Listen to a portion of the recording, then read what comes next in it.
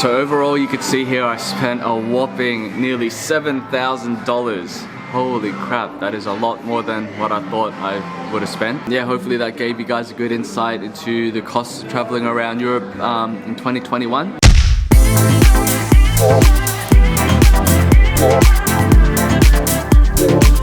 Buenos dias a todos, bienvenidos to today's video, and it is Sunday, 9th of December, and we find ourselves on our last morning here in Barcelona, Spain. Time has gone pretty fast. I can't believe I've already been here for 22 days.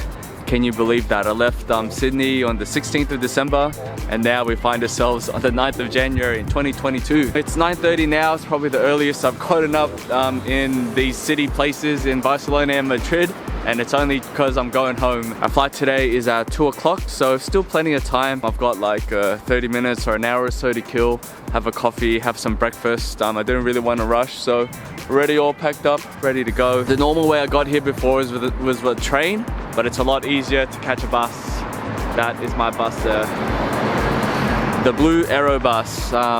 It only takes about 30-40 minutes, and it's direct from here to the airport. Maybe a few stops, but don't have to transfer anywhere. The last time I got to Barcelona, yeah, it was through the metro. I had to go from where I was to Santa Station, which is one of the main Barcelona stations, and then to where I was going. So it was a bit of mucking around with the metro, so I don't have to do that. Lucky there's a direct bus. It's only about €6, so pretty cheap. Now it wouldn't be a trip and it wouldn't be a last day without going through the costs.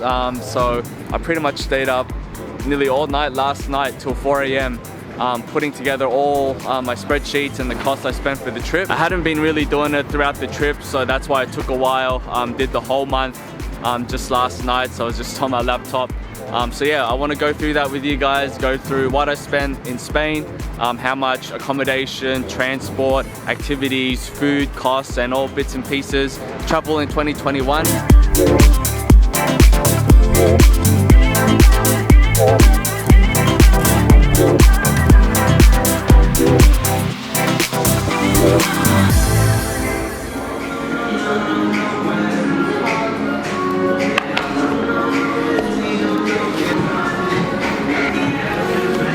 Bloody mask. Got my staple breakfast, croissant, cheese and queso, and then obviously 2 desserts, cheesecake and a cookie with my coffee.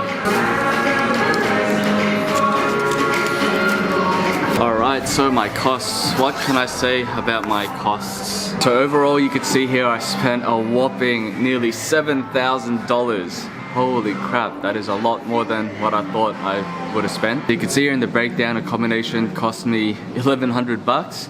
Over 22 days, you know, that's about $52 per night in the hostels. Not the cheapest place for hostels, but I did find they were about the $30 to $55 mark, and yeah, Tenerife was $120 a night, so that kind of brought it up a little bit. Activities, I spent $900 over 3 activities, which was the diving, $133, hiking, $361, and parasailing, which is $235. Also, this is all Australian dollars. I've already converted it in the table. So COVID, 200 bucks, $120 of that was doing the PCR test at home, and then also the PCR test a few days ago to go back home, so you need to allow for that in travel these days. Flights, a whopping $3,000. So flights are the ones that always kill me on every trip. The return flight to Spain was 2,600 bucks, and then another 300 bucks to get to Tenerife and back. Food, $812, that's about 37 bucks per day.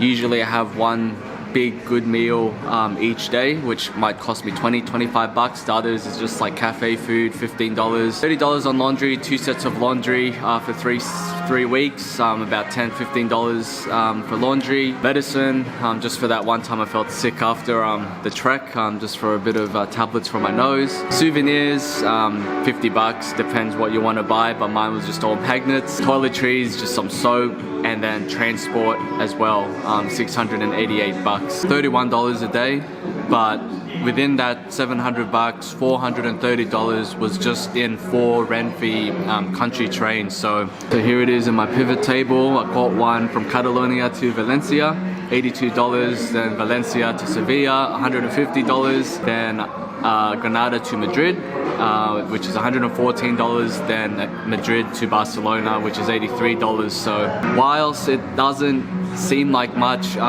individual trips, if you move around Spain a lot and go through Renfe, it does add up. I do think you could probably get it cheaper in flights if you plan ahead, but you just lose a lot of time when you catch a flight. You have to check in, get in a few hours before, and so much mucking around on a plane. On average, between the big four, accommodation, activities, food and transport, I spend 160 bucks a day here in Spain, minus all the other bits and pieces. That's on average how much it costs to travel around. And if you guys were following my travels and my vlogs, I don't think I did anything too special. I wasn't on a budget per se. I was buying whatever I wanted, $25 paellas, and eating and doing activities which maybe a budget backpacker wouldn't do. But at the same time, I wasn't living in luxury either, so it was kind of like a flash packer, you would say. So here is my main table, which is where the pivot table summary came from. These days you pay everything by card, so it was pretty easy to track. Everything was on my statement, the date, description, amount in euros, the currency, whether the original transaction was euros, the US dollar or Australian dollar, what the conversion rate of my bank is, the conversion to AUD, and I just categorized it in maybe 10 simple categories. When I first got here in Barcelona, I just decided to exchange 50 bucks, 50 Australian dollars, and I got 24 euros for it. Less than half. That was an absolute rip-off. I shouldn't have done that. Also, another trick I did was when I did the trek at Mulhacen, I needed a bit of extra cash, so when he charged me for the trip, I just said charge me another 100 euros on my card and they give me the cash. So that's essentially getting the cash in the same conversion rate as your bank. Look for yourself, the exchange rates with my bank, 1.58, it floats around 1.58, 1.59. Also, the other trick is when you pay by card, always choose the currency where your country is. Don't let the bank of the merchant convert it for you because they've got bad exchange rates. So yeah, that's pretty much my costs for the trip. Yeah, in hindsight, I probably should have done a little bit better to kind of keep the costs down. That's gonna hit the back pocket when I get home. Yeah, hopefully that gave you guys a good insight into the costs of traveling around Europe in 2021. Just gonna munch this down, finish my food. I'm up to dessert now. I'm up to my cheesecake, and I might save this cookie for on the go, and then we will head to the airport.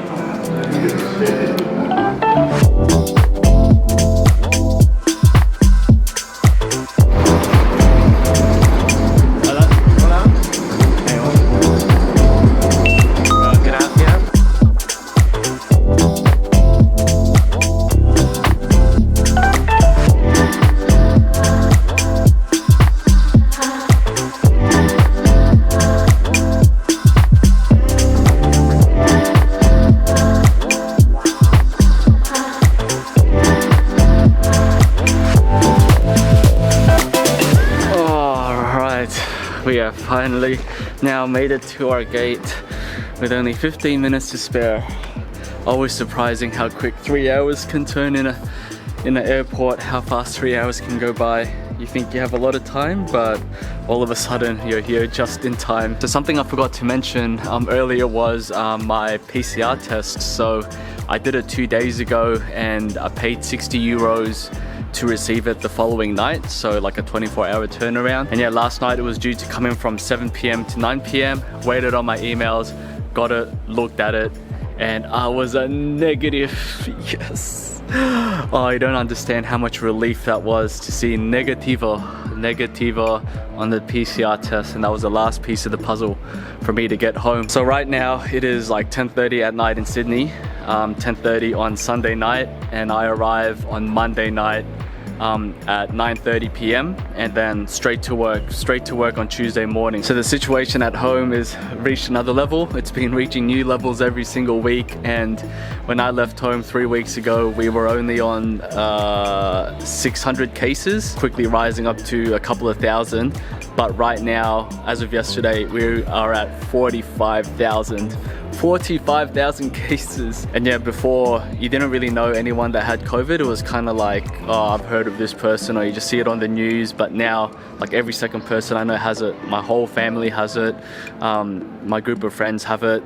Even my roommate and Shizu have it as well. So everyone's caught it in the last week, and You know, they've gotten sick, you know, some worse than others, coughs, fevers, all the usual stuff, but I think this is the second half of the week where they're recovering. Funny how I've been 3 weeks in Spain with 100,000+ cases a day, been able to avoid it just to go home and pretty much inevitably catch it. One of the last people to end up getting it when I'm the one gallivanting around the world, pretty much exposed into different areas. But anyway, that's enough ranting from me. Yeah, gonna board the flight in about 10 minutes, so I am pretty much about to conk out, so I think I've planned it well.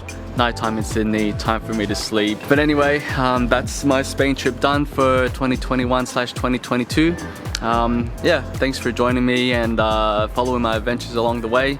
Hope you guys enjoyed, and I will see you guys in the next trip.